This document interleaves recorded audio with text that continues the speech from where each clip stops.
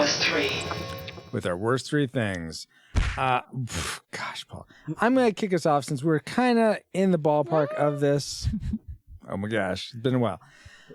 And we alluded to this before, but I don't know what was going on. The actress who played Sophia Blade, Bridget Wilson Sampras now, but Bridget Wilson at the time. Yeah. She's just off in some way. Either she hated, I couldn't tell if she hated playing this role, or she just isn't a good actress, or the character is just poorly written. Something about I'll go for door number 3. All right, it may be. Because, she didn't seem like grounded in any way. She seemed like she was...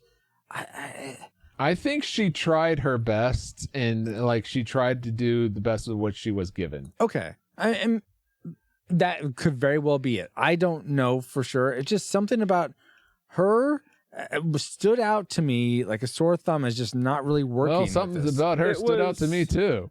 That was something that I think was one thing, possibly the only thing, that the sequel did better. Oh, really? Oh, is they recast her? They recast Sophia Blade in the sequel, and I think that actress was better. Oh, interesting. To put it, as far as I can remember, the only two people that returned from this movie to the sequel were Liu Kang and Katana. Didn't Christopher Everyone Lambert? else was different. Oh, oh, really? Oh, okay. Everyone else was changed. Shang Tsung returned in a different Mortal Kombat movie, one of those like straight to video ones, but he didn't return for the sequel. Oh, interesting. That's too bad. Yeah, that is too bad. Okay, so yeah, she just did not work for me for whatever the reason it was. It didn't work. Especially she doesn't do it for me. Yeah, it didn't help that her. I don't know what the attack is in Mortal Kombat, but Sonya's supposed to like grab you with your legs, like she does like a handstand, grabs your head with her legs, and like chucks you across the screen. This was like a very pitiful. Oh, let me just like unbalance you down, Kano. I was like, and then like junk. Yeah, do a twist off camera. Yeah, it just was not. I was expecting more. Even that would have been. I guess a lot of people were expecting more from the video game. You mean from this movie?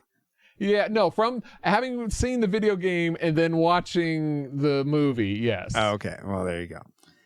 Anyway, so that's something I didn't care for. Let's go to Josh next. What's something you didn't like about Mortal Kombat? Was it you didn't like Sonya before, but apparently other things made your dislike list? Right. One of the things is Liu Kang's characterization. Oh, really? You didn't like Robin Shu for him? Or how Robin Shu characterized him? The actor did great. I don't like the way that the character was written.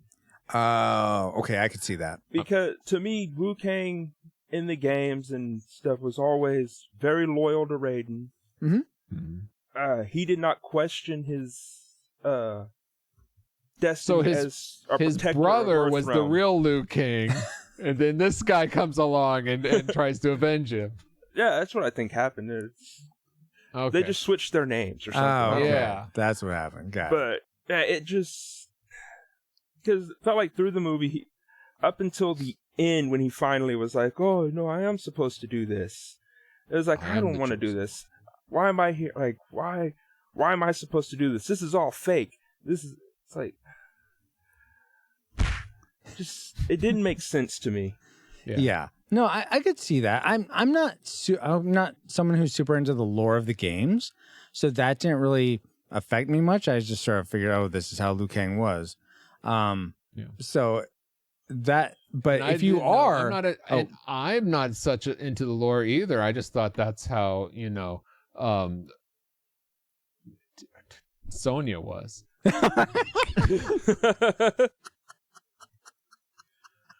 I'm like, I'm waiting for something. I can't wait for whatever this is going to be. Oh, you're burning me. I see how this is. Paul, what's something you'd burn about this movie? Okay, anyone who's actually put on a tournament knows that there's some organization involved. Like you have brackets and people and this quote-unquote tournament is randomly taking place all throughout the island. Yeah. Sometimes you're on a beach and there's people watching. Sometimes you're just randomly walking through a forest and nobody's watching, Right? but apparently it still counts. Like, what is going on? I don't get that either. It was very confusing for me, especially at the end. Well, okay, that's my tragic maker, so we'll just step right into it. All right, we'll save that. I was going to go into it, but okay. Okay, then we won't. Let's hear it right now. Bring it on. Get it over here. Here's the fatality. Exactly, Paul. When we get to the end and Shang Tsung has picked Sonya as the person he's going to fight, and then Johnny Cage and Katana and Liu Kang come and find him, then I think like Shang Tsung says, "No, I'm going to fight Johnny Cage," and then Liu Kang's no, I'm going to fight you. It's like, who gets? Okay, what rules are we following? Are just like, I challenge you. No, okay, I challenge you. No, I challenge you. It's okay, him. then my way, because of the script. He determines. Well, he's the one on the throne sitting the whole time. Fine, okay. Then he should fight Johnny Cage. Exactly. So then why does he like give in to Liu Kang and be like, okay, I guess I'll fight you since you called me out? Because they're attacking his hubris, his cockiness, his pride. See, this is why Palpatine fell. Because he could. That's why. It's not because Darth Vader threw him over the edge. It's because Shang Tsung or whoever challenged the wrong people. He could have just killed Luke and been done with it. But no. I have to break his will, and he has to be my apprentice instead. No. I have to just keep attacking. Look, I love Star Wars, but this is going in weird directions.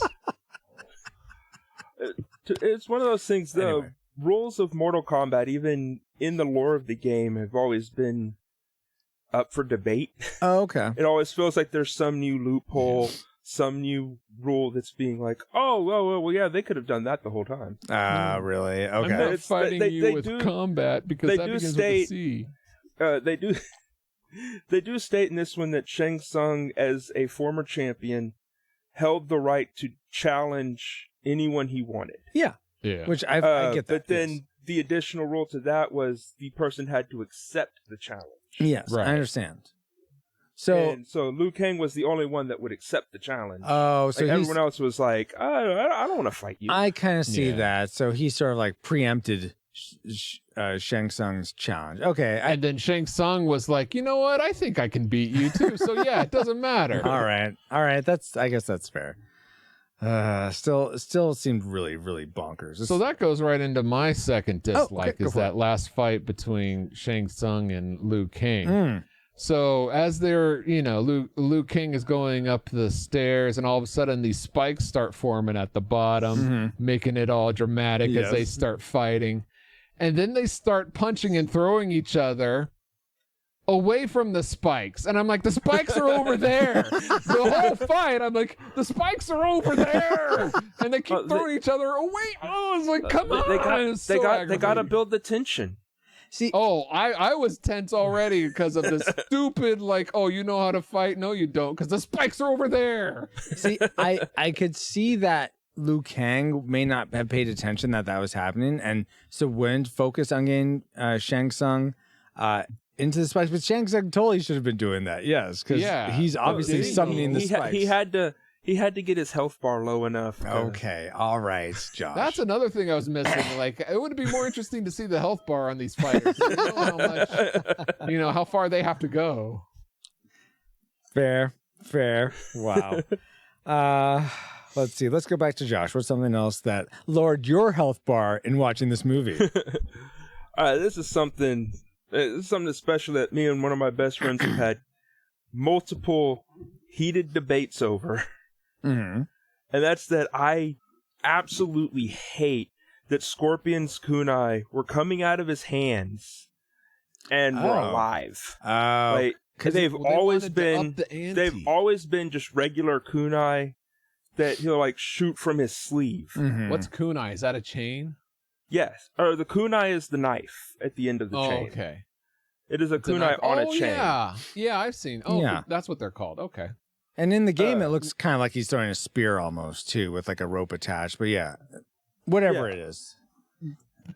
So you didn't think the movie was just trying to up the ante, like make it a little more special? I think they were trying to be like, oh, this is cool and edgy. It did not work for me. Okay. I prefer it as being just a regular. Yeah, kind of like the CGI, kind of doesn't work for me.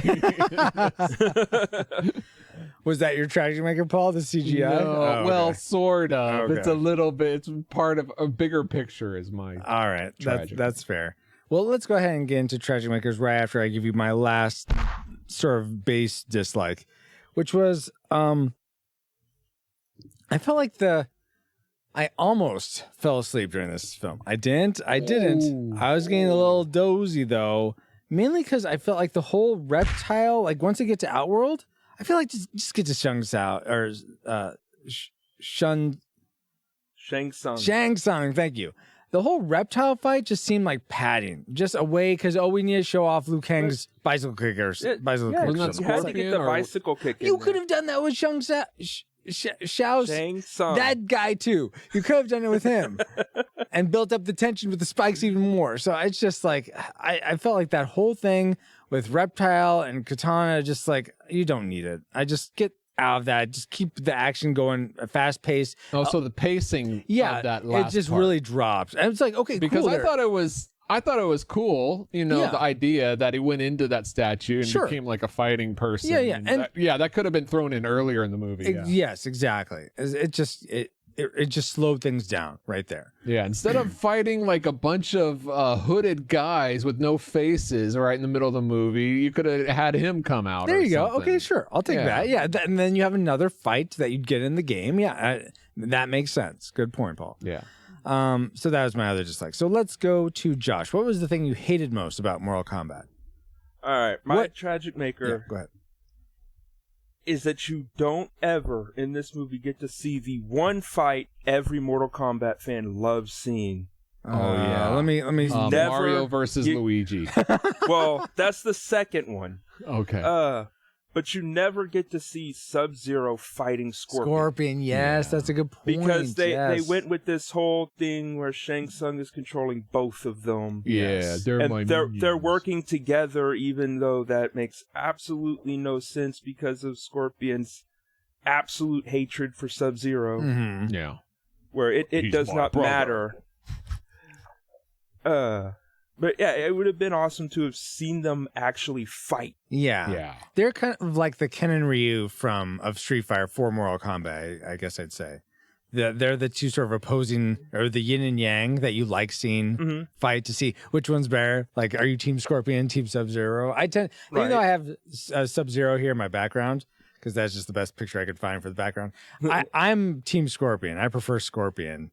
And I prefer Sub-Zero. Come on, Josh. Hey, I don't know what it is. I'm always partial to characters that have powers related to ice. Oh, really? Okay. Well, then that's fair. If that's the norm for you across everything, that's fair. Very ice of you. Oh my god! Oh wow! Cool party. Everybody chill. Paul,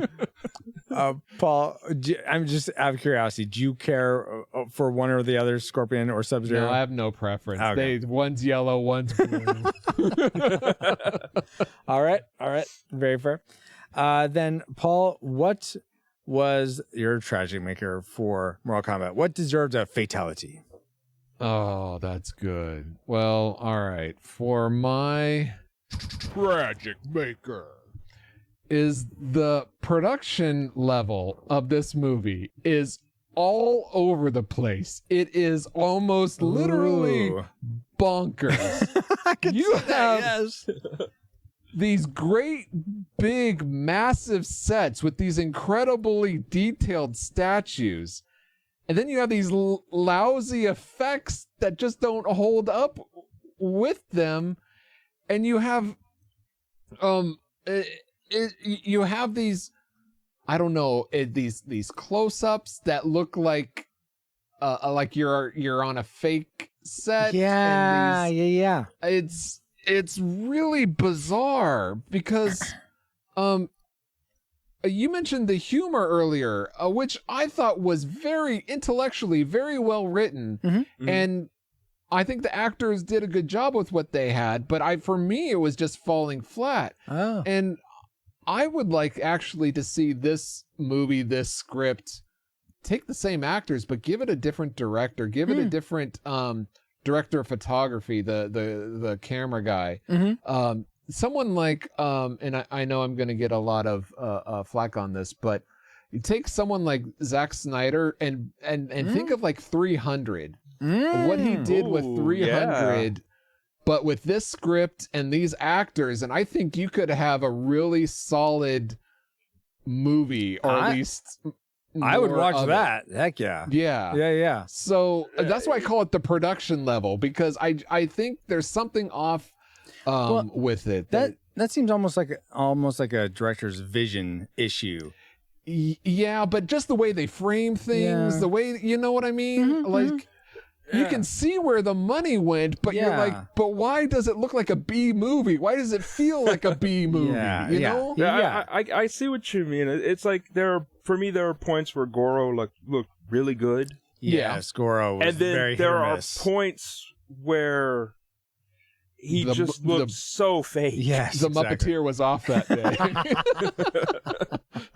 Yeah, it's very strange. The I'm not making fun of the mental condition, but almost the bipolarness of it. Just so like big swings between it looks like top tier movie versus like you said, this looks like a B movie. Like, what's going on? Yeah, even in the fighting scenes, which I thought was great, because I don't know if the director or the cinematographer was. I think that's where they shone, was those fight scenes. But even in the fight scenes, every single fight scene had one or a few where it looks like, oh, that person knew he was going to swing or kick, and they were preparing for that. It was kind of like, I can like see that. Most of the fight scene was good, but there were a couple moments where it's like, okay, they're still working on the choreography there or something. Yeah, it was just a little off, which was frustrating. Yeah, I can totally get behind that, Paul.